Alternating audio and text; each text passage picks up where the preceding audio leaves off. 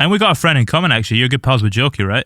Oh, you're mates with Jokey? Yeah. I just know him through the scene in Scotland and stuff. Good guy. Yeah, I love that guy. He's a good mate of mine. Are you not, the godfather to his kid? Yeah.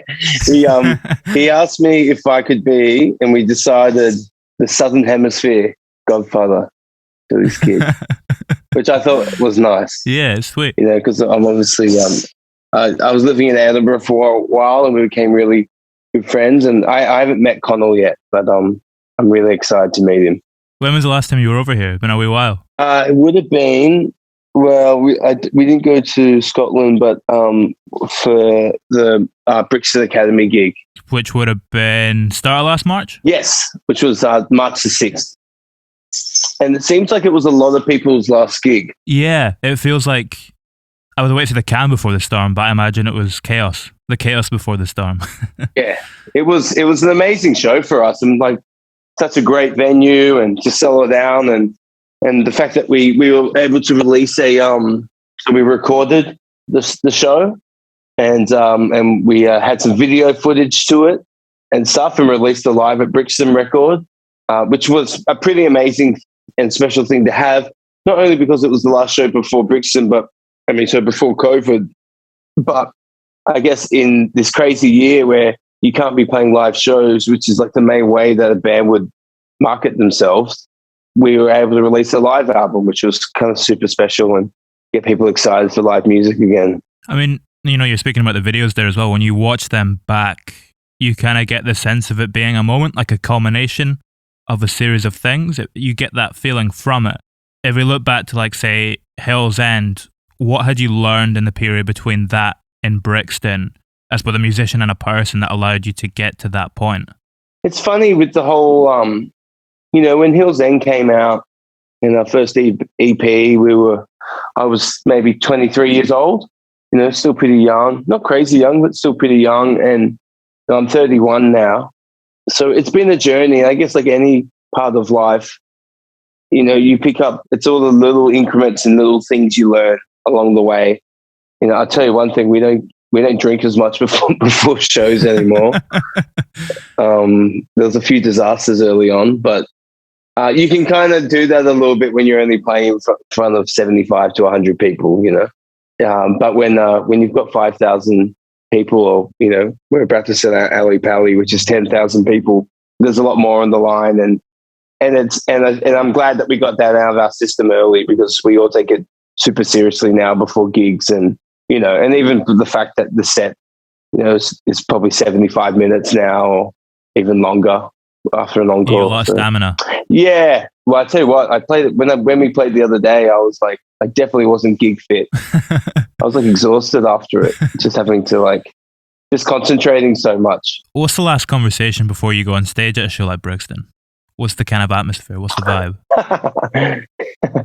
Oh, mate, we're just talking shit, to be honest. we don't do any of this group huddle kind of stuff. We're just like laughing, making dumb jokes. We're normally having a bit of a laugh, because we've got a thing now where we like to pick a walk-on song, which before we have picked. Actually, one of our walk-on songs was actually the original demo of Life is a Game of Changing, like the first kind of initial idea that was written. There was a song called I Don't Want to Get Lost. And so yeah, we like walk, and we used to walk onto a mates of ours, Confidence Man. They did a remix of For Now, so we like to walk onto remixes that our friends have done of our own songs and stuff like that. So we normally kind of just I don't know, have it, or we pick random songs actually, and so we're normally just kind of having a laugh, dancing around to that. But it's never that, we're never that serious before we go on stage. And I think that's a good thing. Obviously, you have to be ready and stuff for it, but you also have to be relaxed. And no matter how big a gig is, that you treat it like it's just any other show. You know what I mean? There's no. I don't think there's any point in kind of being nervous or wigging yourself out at all, because it doesn't really help the performance. Just so that it stays natural on stage. Yeah, you're like, I've played these songs hundreds of times before, so and even if you make a mistake, who cares? It's not even the biggest thing in the world. It can be a bit embarrassing or something. But like at the end, afterwards, you're probably just going to laugh about it. I made a pretty big mistake the other day on stage, and I was really nervous. But after I did it, I was like, well, it can't get worse than this. So so then I was kind of not nervous anymore. That's a pretty positive way to look at it. That's a good way to look at it. Kind of use it to feel you. Well, there's a lot of important things going on in the world, and you playing a couple of wrong notes or fucking up a song isn't really the beat. It's not, it's not going to end poverty or something like that. Like it's not that important. When you were saying, you used to walk on to the demo version of Life is a Game of Changing, what was that? Was that just the beat? Was that a kind of earlier version of the beat? No, it was the middle A. If you're gonna be there, are you gonna dinner from the start? I don't know. It was literally a song that only had that part in it, but it had this. And just loop it. No, it had a really long electronic intro, and then that came in. I actually have to find it. I haven't listened to it for a while because since the song has come out, we stopped doing that. Even though it'd probably be cooler to do it and then play the song in the set, and people who know the song will probably actually recognize it now, because when we used to do it, the song hadn't been released, so people didn't know what it was. So did you have that moment, that kind of bridge, before you had the rest of the song? Yeah. That was written like when Mason and I were living in Botany Bay, which was quite a couple of years before the album was released, maybe 3 years. And then when I was living in Edinburgh, I wrote verses and the chorus of that song. And then we worked out that we could join it with that initial idea that Mason and I had worked on in Botany a couple of years prior, which is what we do. We do that a lot with music. I mean, I remember before the last album, you kind of went into the vault and you've got this bank of songs. What's that kind of number up to at the moment, the kind of bank that you can pull from for ideas? Well, I'll tell you, it's drained quite a bit after doing 3 albums and the EP, because that's like, you've released 40 songs or whatever. But we're always writing and we're always working on stuff. But like I've still got a list, just my personal list of about, I think it's up to about maybe 60 or 70 songs at the moment. Wow. Yeah, but it's kind of changed a bit. A lot of them now are, because I've been doing a little bit more electronic music, a lot of them are kind of normally only consist of like maybe 1 or 2 melodies in it, and it's more like energy based musically. But recently, because in COVID I've had a lot of time to work on production and muck around with synths and do a lot of that kind of stuff, which I've been really loving. Also recently just kind of focusing on really getting back to core songwriting, which is kind of what we're best at, and getting back to basics and making sure that a song is kind of completed in its rawest form. That kind of cliche of everyone saying that you want to be able to perform a song on an acoustic guitar or a piano, and only when it's truly amazing in that form is it really ready to be given the attention and the love of production. Yeah, it's like Cobra Kane, on the last record. That's one of the most electronic songs on it, but you could still perform that song on an acoustic guitar if you wanted to. That's right. And it sounds really good. It sounds really good on a piano. Have you performed it on a piano before? We did an instrumental version of it, actually, with piano, acoustic guitar, drums, and violin. Our mate Jenny McCullough, who joined us for those COVID safe gigs that we did, and we opened up the set actually with Cobra Kane acoustic instrumental. It's interesting you were saying that you'll write some of the stuff you've been writing more was about you'd have a couple melodies and it was a little bit more electronic, and a lot of it was about the feel and the energy of it. When you write songs in that way, does it teach you anything when you then go back to writing them in the more traditional sense? Yes. Well, I'm constantly always experimenting with songwriting, and I've spoken a lot about when I was younger, kind of coming from a country background, and Mason and I kind of both stem from that, and writing songs and that were very lyric based and whatnot.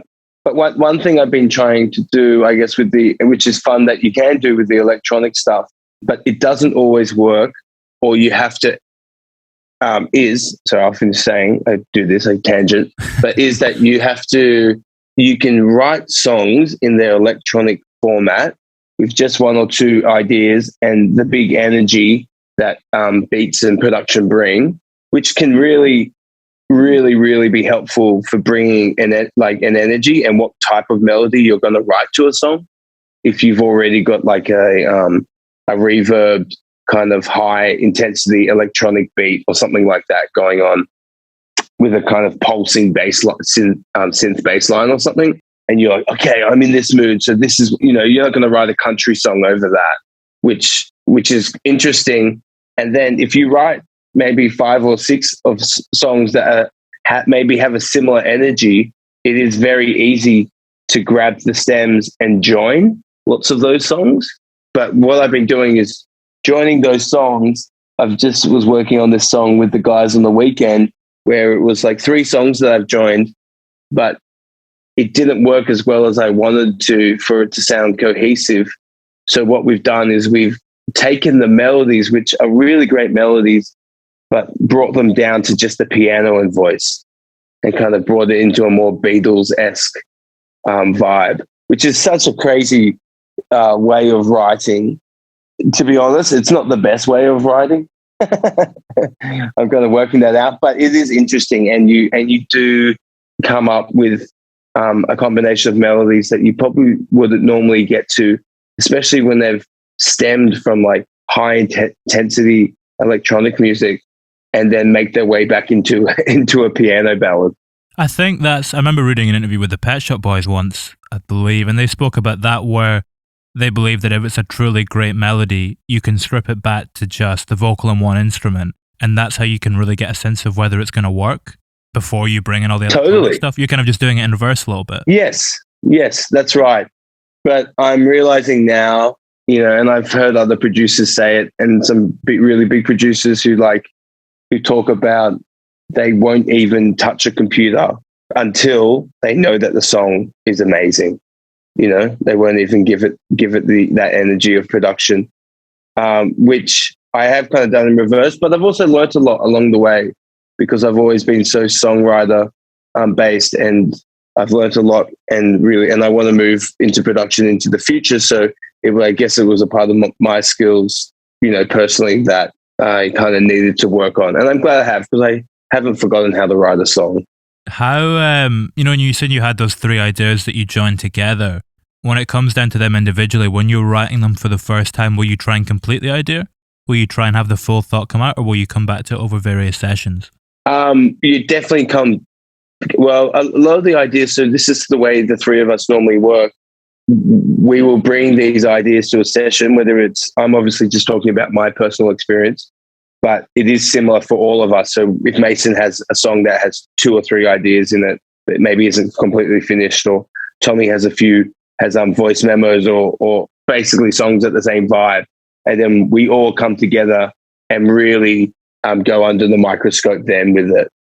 And that's when, it's the beauty of collaboration, which is why lots of pop artists or solo artists do a lot of songwriting sessions. We're lucky with Dma'S that we don't have to do that all the time, even though we have started doing that over the last year, writing with other artists.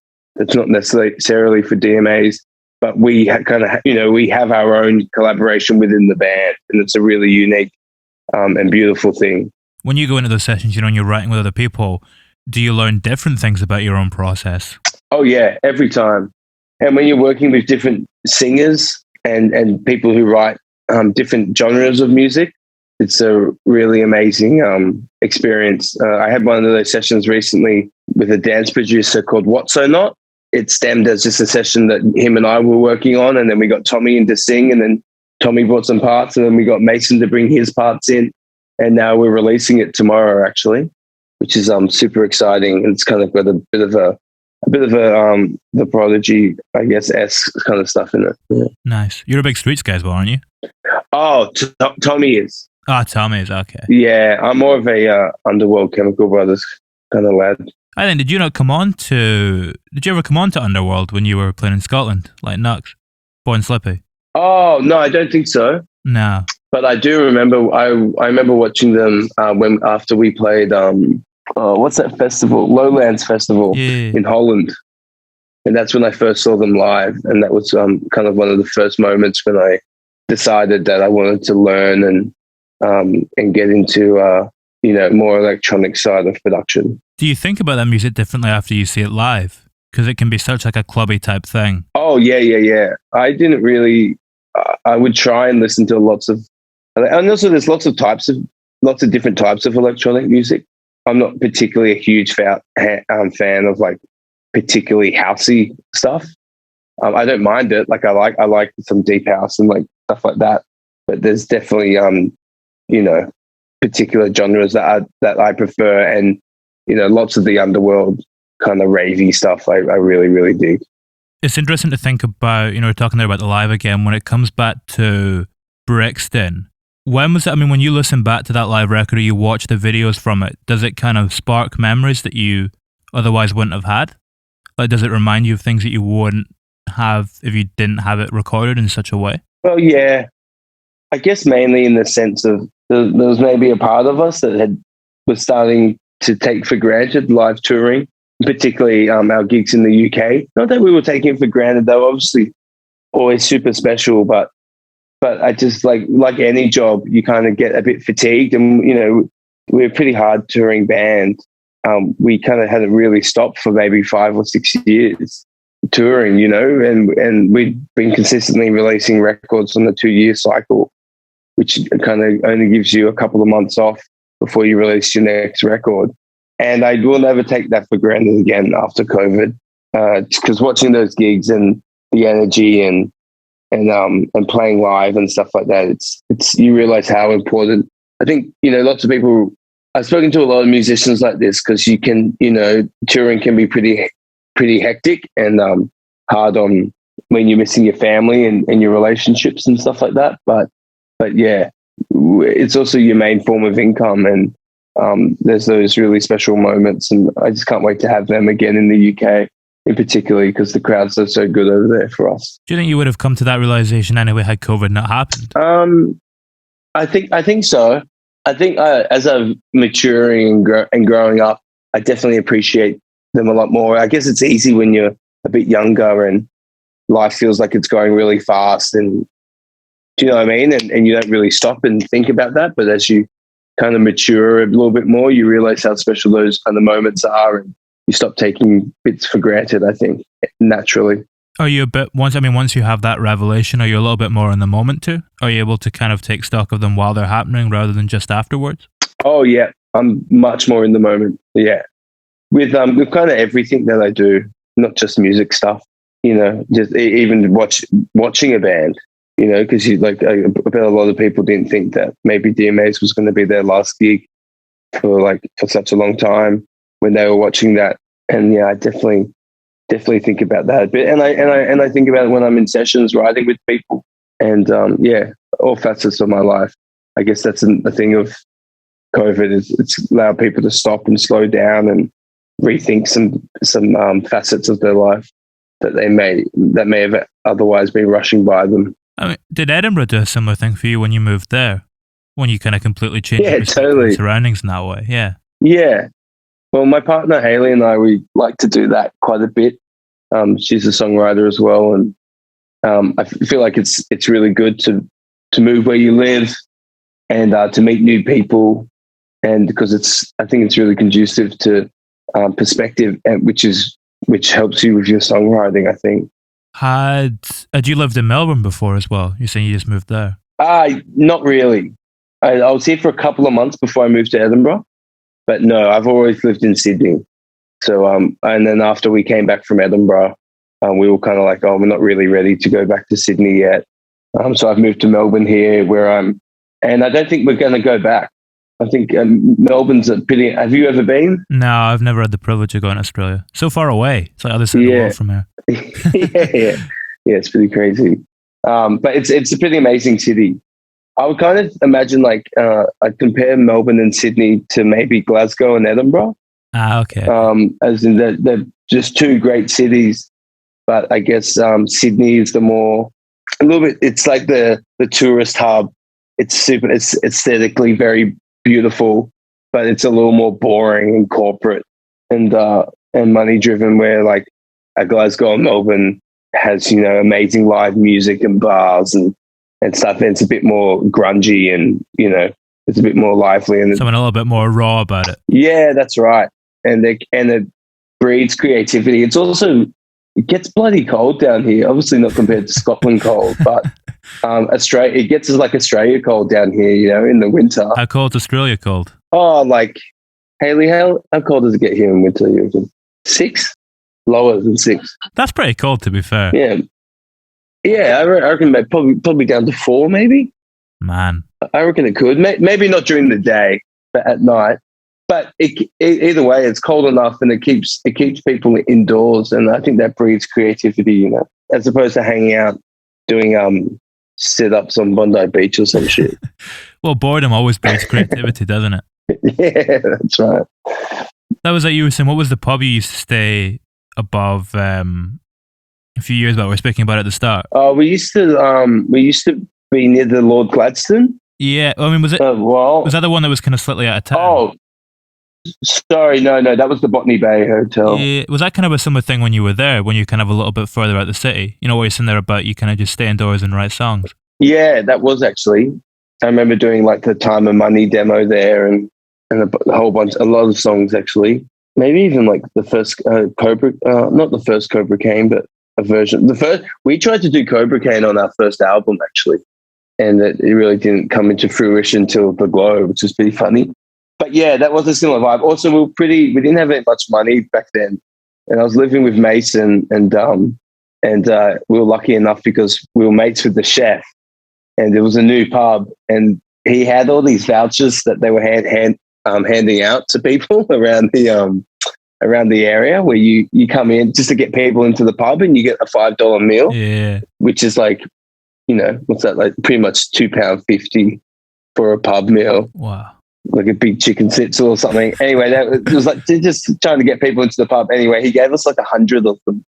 So you lived like kings. Yeah, we were eating like pub meals for like every meal of the day and stuff, which was kind of cool. But we didn't really, that worked for us because we didn't have much money. And you know, so to get into town, it was $30. It'd be like $30 or $35 each way.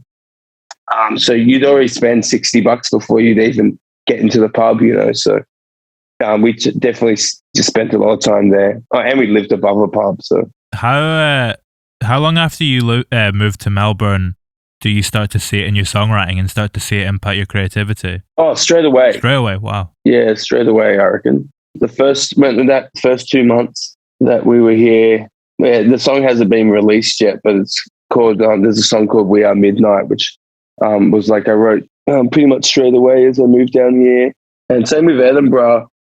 Hello Girlfriend was mainly Mason's song, but I'd written the chorus in Edinburgh, and I wrote it in the first 5 minutes that we moved in there. And I think this, yeah, you know, it's like the first thing I did. Do you feel that before you start writing? Can you feel the creativity coming in that way and the kind of urge to write? Sometimes. I had it a while ago with another song that hasn't been released yet, which I'm really excited about. And I was lying in bed thinking how I played a song at a party in front of someone I admire, and I was like, why the fuck did I pick that song? And I was trying to think of what song I should have picked. And then I couldn't really think of one. And then so I started thinking, it's about 1 o'clock in the morning, lying in bed. And then I was like, what type of song do I wish I had written? And then I started singing a melody in my head, and then I came out and wrote it. That's a moment when you feel like that.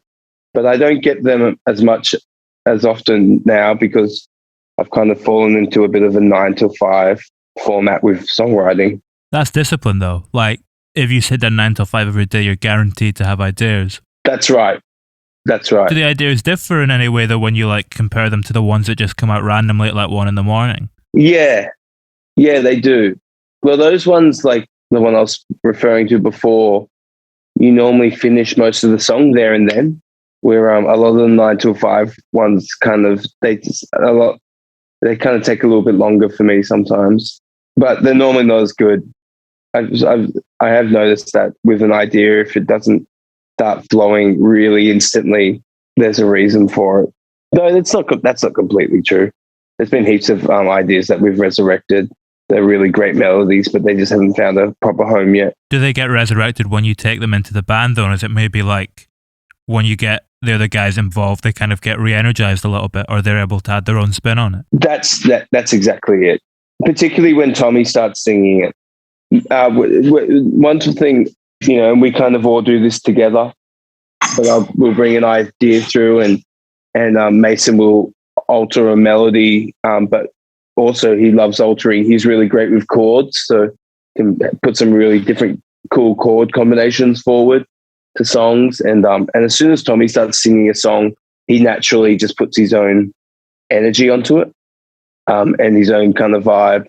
And whether that's me bringing it to them two, or Mason bringing it to us, a similar result, or Tommy bringing an idea to me and Mason, it's a similar result happens. Would you ever, when you were writing those ideas, would you ever think about how they sound with his voice? Is that ever in your mind? Oh yeah, I had about a year there where I would only write in Tommy's key, which was interesting because I would sing them in his key, which is normally like a fifth higher than my voice, or sometimes a seventh higher than where I sing.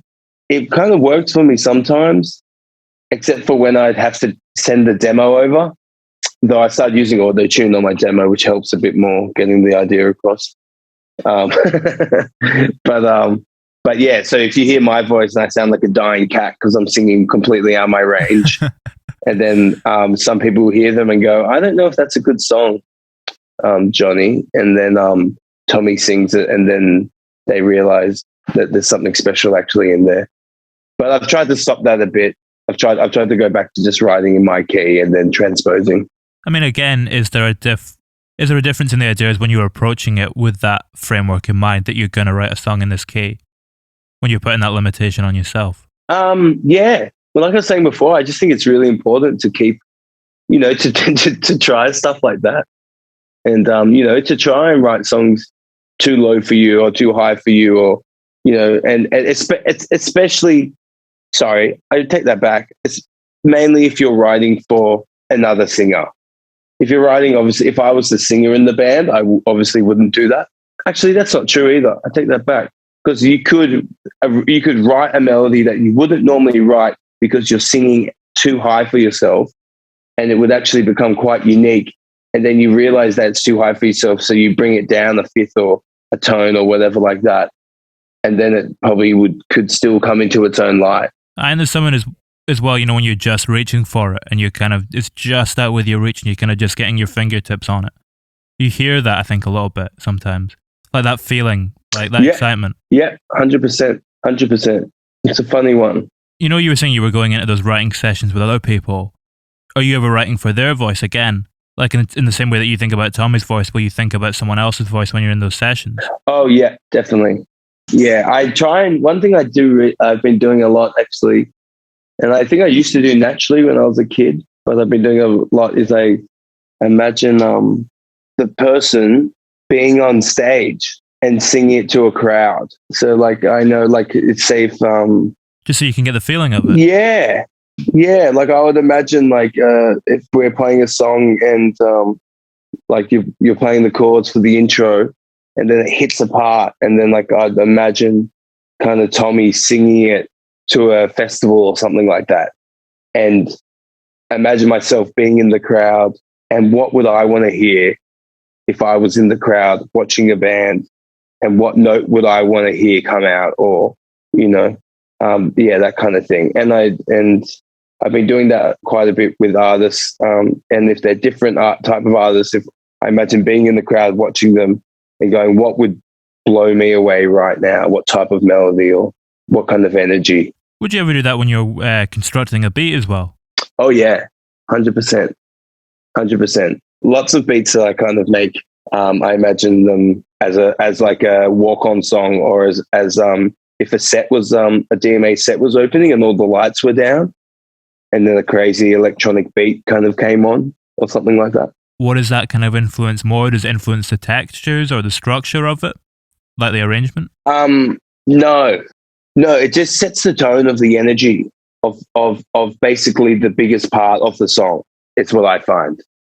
If you start writing a song, which I do a lot, I was doing it this morning actually, and had quite an aggressive drum beat that had a really big energy to it. And then you start writing chords to it and singing. But most of the time, not most of the time, but a lot of the time, that's going to be the biggest moment of the song in some regards. You know, if you start a song with just pads and a vocal, and then it builds up and the bass comes in, and then there's a pre-chorus, and then by the time when you hit the first chorus, you bring in that initial energy that you wanted.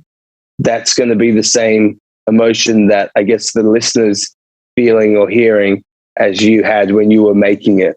So like one thing I'll do is I'll kind of create quite a big beat and build a song idea on top of it, and then just mute the beat and then mute the bass and then mute everything except for maybe the acoustic and the vocal, and then try and build up to something to that to the pinnacle, I guess. And we've kind of come back to this a few times. This idea of like constructing a moment, like every like individual part of a song, whether it be, you know, the first verse, the bridge, or the chorus, it has to be a moment.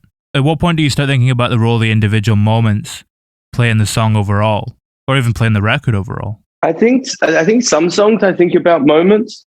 I do, which I think are really important. I definitely thought about that when we were doing something like the pre-chorus to Game of Changing, especially because it goes from like a fifth to a fourth chord. So it's not on the tonic at all. So there's that anticipation that, oh, I want for you to see, you know, that kind of vibe. And then you get the release of Mason's melody, which is the riff, you know, and you really get that release. So I'm definitely thinking about like that.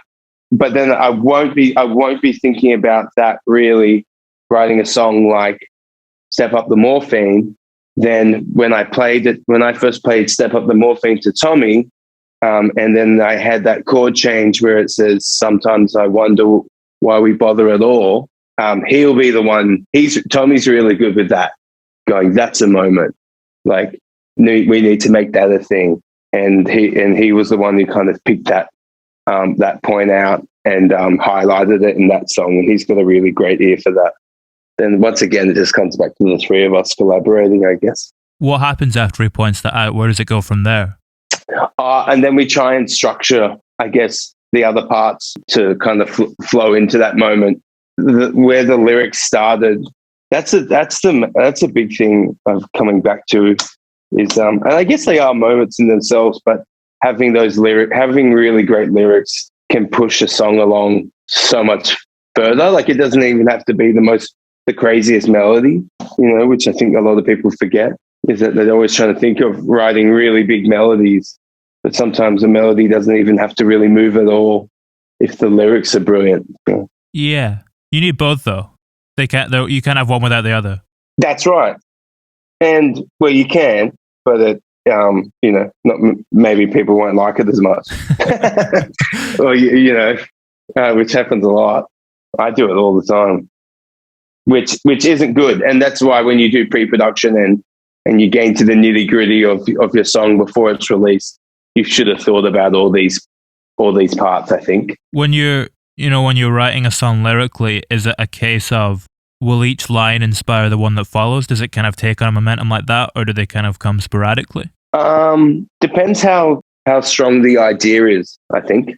For example, Step Up, like I knew it was a tribute to my late grandmother, and I knew about that, and then in the air I knew it was about, you know, kind of letting go and missing someone who had traveled to the other side of the world. So you kind of know what the lyrics are about. You know, you can write them kind of more specifically, but that's another thing. If you're writing a song, like a lot of dance music is done on energy, you know, and vibe, if the lyrics don't have a direct meaning, that's why I guess a lot of dance music are just about like love and feeling good, or have, you know, almost subtle drug references that overlap with feelings of love and stuff like that, because that's kind of the energy that those songs have. If you have a song that was already written and then almost like a folk or country song that was really super lyric based. It doesn't have to be folk or country, but then the dance music is put on top. You can definitely tell when a song's done like that as opposed to the other way around. Would you ever flip it? Like, would you ever try and write a beat with the feeling of something really intimate in mind? And then could you try and write a folk song with the kind of broader, more the kind of more raw emotions that would primarily more be associated with what produces dance music? Have you ever flipped it in that way? Oh yeah, I have, totally. Not in something that I've been working on for the next record. I've kind of done that in that regard. I guess we're kind of like, we realize there's just no right or wrong answer to writing a song, is there? It's there's so many different ways of doing it. One thing I've been doing recently actually is just trying to read a bit more. This is amazing. I'll get a page and a half into a book and I'll instantly be so inspired to write a song. I reckon that's a good one. Can you see exactly what you're latching onto after that page and a half? Do you know what you're tapping into that's going to make you want to create? Oh yeah, totally. And normally it's it will be just like an adjective, the way that someone's just like described something that you've never thought of before or something like that. Yeah, kind of, giving you a new perspective on it. In the same way that would happen, if you brought the song to the band. It's just this idea of constantly refreshing that perspective. Same reason you move as well. Exactly. Thank you very much, man. I enjoyed that. Hey, oh good. I kind of felt like I was rambling a bit. I tend to do that. That's what you want in a podcast, though. Yeah, I guess so. Yeah. No, that is what you want. That's when you get to the good stuff. Yeah. Ramble. No, I was saying some stuff I've never really thought about before, which is nice. You can go and tackle every single facet of songwriting, like not every single facet, but from writing poetry and lyrics to writing a song on acoustic, electric, or producing stuff.